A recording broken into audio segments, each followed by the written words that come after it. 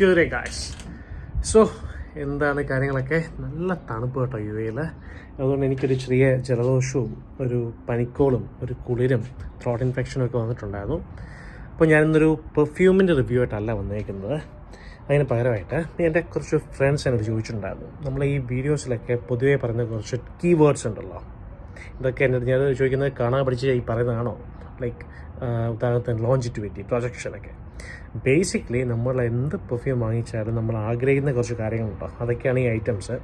എന്തൊക്കെയാണെന്ന് ജസ്റ്റ് ഒന്ന് എക്സ്പ്ലെയിൻ ചെയ്ത് തരാം.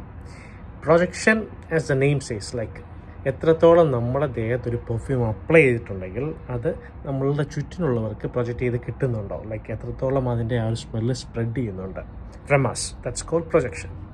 ആൻഡ് ലാസ്റ്റിംഗ് ആൻഡ് ലോഞ്ചിറ്റിവിറ്റി, നമ്മുടെ ദേഹത്ത് അപ്ലൈ ചെയ്തിരിക്കുന്ന പെർഫ്യൂം എത്രത്തോളം അത് അവിടെ തന്നെ ലാസ്റ്റ് ചെയ്യുന്നുണ്ട്, or like in the cloth എത്രത്തോളം അത് ലാസ്റ്റ് ചെയ്യുന്നുണ്ട്, അതൊക്കെയാണ് അത് പറയുന്നത്. Like in hours, minutes, like days, something like that.